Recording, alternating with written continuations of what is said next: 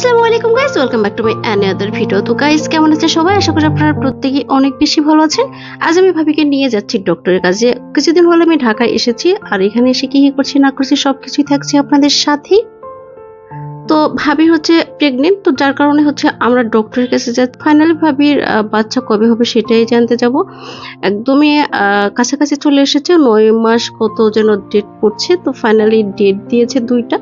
আচ্ছা, ডেট দিয়েছে 9 তারিখে আর 12 তারিখে। দেখা যাচ্ছে আমরা এই কারণে ফাইনাল আর একটা টেস্ট করানোর জন্যই যাচ্ছি। তো খুব বেশি এক্সাইটেড।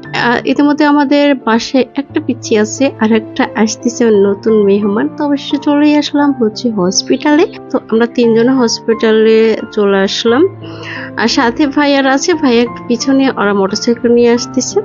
তো ফাইনাল আমরা ওয়েট করছি সিরিয়ালের জন্য। এখানে প্রায় 53 জনের সিরিয়াল ছিল, লাস্ট সিরিয়াল। তো আমরা এই কারণে কিছুক্ষণ ওয়েট করছি।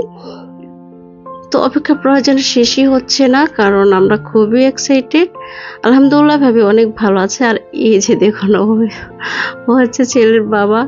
ছোট্ট পিচ্চি একটা পোলা দেখে মনেই হচ্ছে না ও নিজেই একটা বাচ্চা। তো ফাইনালি অপেক্ষা করতে করতে টায়ার্ড হয়ে গেছে, যার কারণে ভাবিরা খাচ্ছে।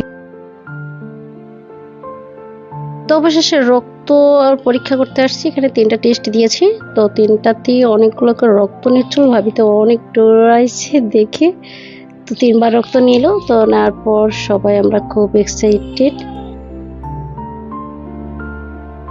এখন আমরা হচ্ছে আলট্রাসাউন্ড করতে আসছি। এই তো বাবু নড়াচড়া করছে দেখে তো ভিডিও করতে দেবো না, চুপি চুপি ভিডিও করেছি। তো আমার ভাবির জন্য সবাই দোয়া করবে।